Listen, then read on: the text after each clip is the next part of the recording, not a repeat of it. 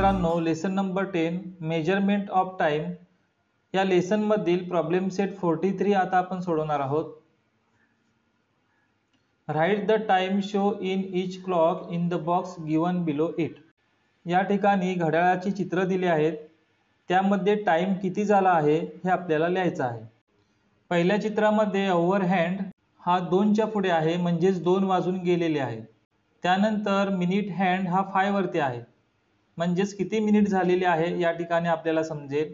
या ठिकाणी 12 आणि 1 या 2 डिजिटच्या मध्ये 5 मिनिट असतात. अशा प्रकारे जर आपण मोजत गेलो तर या ठिकाणी 5 + 5 10 मिनिट होतात. 10 + 5 15 मिनिट होतील. 15 + 5 20 मिनिट होतात आणि 20 + 5 25 मिनिट. अशा प्रकारे या ठिकाणी 2 वाजून 25 मिनिटं झालेली आहेत. 25 मिनिट पास्ट 2. दुसऱ्या चित्रामध्ये ओव्हरहँड हा 7च्या पुढे आहे, म्हणजेच 7 वाजून गेलेले आहेत. मग 7 वाजून या ठिकाणी किती मिनिटं झाले आहेत, तर या ठिकाणी मिनिट हँड हा 10 वरती आलेला आहे. मग आपल्याला इथून किती मिनिटं झाली हे मोजावी लागतील. 12 पासून 1 पर्यंत 5 मिनिट, तिथून पुढे 10, 15, 20, 25, 30, 35, 40, 45 आणि 50. म्हणजेच या ठिकाणी 7 वाजून 50 मिनिटं झालेली आहेत. 50 मिनिट पास्ट 7. 3 नंबरच्या चित्रामध्ये ओव्हरहँड हा 8च्या पुढे आलेला आहे आणि मिनिट हँड हा 1 वरती आहे, म्हणजेच या ठिकाणी फक्त 5 मिनिट झालेले आहेत. 12 पासून 1 पर्यंत 5 मिनिट होतात. त्यामुळे या घड्याळामध्ये 8 वाजून 5 मिनिटं झालेली आहेत. 5 मिनिट्स पास्ट 8. त्याच्या पुढील चित्रामध्ये ओव्हरहँड हा 4च्या पुढे आहे, म्हणजे 4 वाजून गेलेले आहेत. मग 4 वाजून किती मिनिटं झाले, तर मिनिट हँड हा 8 वरती आलेला आहे. 12 पासून 6 पर्यंत 30 मिनिट असतात. 30च्या पुढे 7 पर्यंत 35 आणि 8 पर्यंत होतील 40 मिनिट. म्हणजेच या ठिकाणी 4 वाजून 40 मिनिटं झालेली आहेत. 40 मिनिट पास्ट 4. 4 वाजून 40 मिनिटं या घड्याळामध्ये झालेली आहे. Draw the hands of the clock to show the time given in the box. या ठिकाणी क्लॉक मधील हँड्स आपल्याला ड्रॉ करायचे आहेत. 4:30 4 वाजून 30 मिनिटं झाले आहेत असं आपल्याला दाखवायचं आहे. या ठिकाणी 4 वाजून गेलेले आहेत, म्हणून ओव्हरहँड्स हा 4च्या पुढे असेल, म्हणजे 4 आणि 5च्या तो मध्ये असेल. आणि 30 मिनिट झालेले आहेत, त्यामुळे मिनिट हँड्स हा 6 वरती असेल, कारण 12 पासून 6 पर्यंत 30 मिनिट होतात. म्हणून या ठिकाणी ओव्हरहँड हा 4 आणि 5च्या मध्ये असणार आहे आणि मिनिट हँड हा 6 वरती असणार आहे. पुढील वॉचमध्ये 9:15 9 वाजून 15 मिनिटं झालेली आहेत. त्यामुळे ओव्हरहँड हा 9च्या पुढे असणार आहे आणि मिनिट हँड हा 3 वरती असणार आहे. 12 पासून 3 पर्यंत 15 मिनिट होतात. ओव्हरहँड हा 9च्या पुढे असेल आणि मिनिट हँड हा 3 वरती असेल.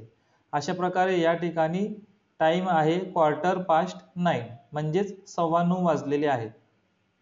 त्यापुढील चित्रामध्ये 4:45 4:45 म्हणजेच 5 वाजण्यासाठी 15 मिनिटं कमी आहेत, म्हणजेच 4:45 वाजलेले आहेत. याचाच अर्थ 5 अजून वाजलेले नाहीत, म्हणजेच ओव्हरहँड हा 4च्या पुढे असणार आहे आणि मिनिट हँड हा 9 वरती असणार आहे. कारण 12 पासून 3 पर्यंत 15 मिनिट होतात. 3 पासून 6 पर्यंतची 15 मिनिट त्यामध्ये ॲड केली की 12 पासून 6 पर्यंत 30 मिनिट होतात आणि 6 पासून 9 पर्यंतची 15 मिनिट त्यामध्ये ॲड केली की 45 मिनिट होतात. अशा प्रकारे 4 वाजून या ठिकाणी 45 मिनिटं झालेली आहेत. याचाच अर्थ पुढे 5 वाजण्यासाठी 15 मिनिटं बाकी आहे. त्यामुळे ओव्हरहँड हा 4च्या पुढे आणि 5च्या थोडासा जवळ असणार आहे आणि मिनिट हँड हा 9 वरती असणार आहे.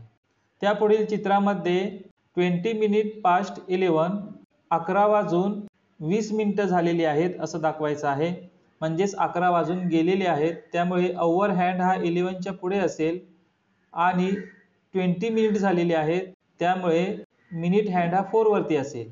12 पासून 1 पर्यंत 5, त्याच्या पुढे 10, 15 आणि 4 पर्यंत 20 मिनिट होतात. म्हणून या ठिकाणी अवर हँड हा 11च्या पुढे असेल आणि मिनिट हँड हा 4 वरती असेल. या ठिकाणी 11:20 झालेले आहे. तर अशा प्रकारे आपल्याला क्लॉकमध्ये हँड्स ड्रॉ करायचे आहेत. Question number 3. If a bus that leaves Nashik at 5 o'clock in the morning reaches Pune that same day 10:30 in the morning, how long does the journey take? नाशिकहून पहाटे 5 वाजता निघालेली बस पुण्याला त्याच दिवशी सकाळी 10:30 वाजता पोहोचते, तर या प्रवासात किती वेळ लागतो? बस सकाळी 5 वाजता निघाली आहे आणि त्याच दिवशी सकाळी ती 10:30ला पोहोचणार आहे. त्यामुळे मधला कालावधी किती आहे तो आपल्याला शोधायचा आहे. The time from 5 in the morning till 10 in the morning. सकाळचे 10 वाजेपर्यंतचा वेळ किती आहे हे शोधूया. त्यासाठी आपण सबस्ट्रॅक्शन केली. 10 - 5 = 5 hours. सकाळी 5 वाजल्यापासून सकाळी 10 वाजेपर्यंतचा वेळ असणार आहे 5 तास आणि त्याच्या पुढे आणखीन 30 मिनिटे, कारण ती बस 10:30ला नाशिकला पोहोचते आणि म्हणून या 5 तासांमध्ये पुन्हा आपण 30 मिनिट्स ॲड केले. त्यामुळे त्या बसला एकूण प्रवासासाठी किती वेळ लागला हे आपल्याला समजते. या ठिकाणी बसचा एकूण प्रवास आहे 5 तास 30 मिनिटे, 5 hours 30 minutes. द जर्नी टूक 5.5 hours. पुढील एक्झाम्पल आहे, a play that was to start at 9:15 at night was delayed by half an hour because of a power failure. What time did the play start? रात्री 9:15 वाजता सुरू होणारे नाटक वीज गेल्यामुळे अर्धा तास उशिरा सुरू झाले. म्हणजे ते नाटक किती वाजता सुरू होईल? 9:15 means 9 hours 15 minutes. नाटक 9:15ला सुरू होते, म्हणजेच 9:15 सुरू होते. The play was delay by half an hour mean 30 minutes. ते नाटक लाईट गेल्यामुळे अर्धा तास उशिरा सुरू होते. अर्धा तास उशीर म्हणजेच 30 मिनिटे उशीर होतो.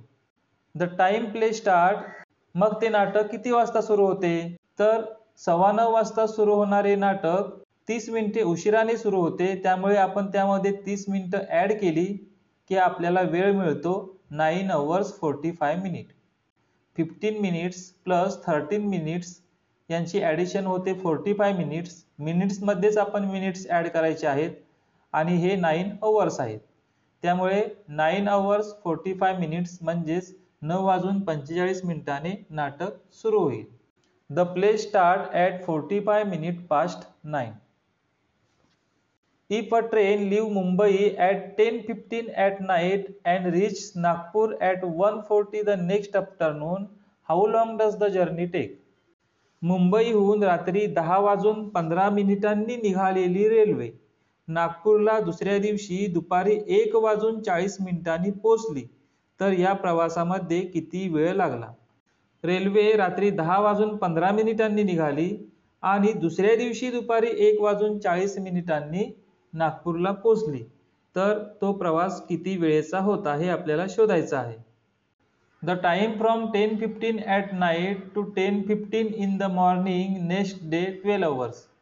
रात्री 10:15 पासून सकाळी 10:15 वाजेपर्यंतचा कालावधी हा 12 तासांचा असणार आहे. त्यामुळे सकाळी 10:15 पर्यंत ट्रेनचा प्रवास हा 12 तासांचा झालेला असणार आहे. The time from 10:15 in the morning to 1:15 in the afternoon is equal to 3 hours. 10:15 वाजेपर्यंत 12 तासाचा कालावधी झालेला असणार आहे. त्यानंतर पुढे 10:15 ते 10:15 हा 3 तासांचा कालावधी असणार आहे. 10:15 to 11:15 1 hour होणार आहे. 11:15 to 12:15 2 hours होणार आहेत.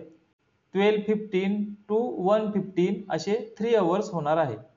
आता या ठिकाणी एकूण 15 hours कालावधी झालेला आहे. रात्री 10:15 पासून सकाळी 10:15 पर्यंत 12 तासांचा कालावधी झालेला आहे. त्यानंतर दुसऱ्या दिवशी 10:15 पासून 10:15 पर्यंत 3 तासाचा कालावधी झालेला आहे. असे टोटल 15 तास झाले. The time from 1:15 to 1:40. आता आपल्याला 1:15 ते 1:40 पर्यंतचा कालावधी हवा आहे. 1:15 ते 1:40 हा कालावधी शोधण्यासाठी आपण 40 मिनिटातून 15 मिनिटं वजा केली की आपल्याला 25 मिनिटं मिळतात, 25 मिनिटं मिळतात। अशा प्रकारे टोटल टाइम असणार आहे सुरुवातीचा 12 आवर्स, त्यानंतर 3 आवर्स आणि 25 मिनिट।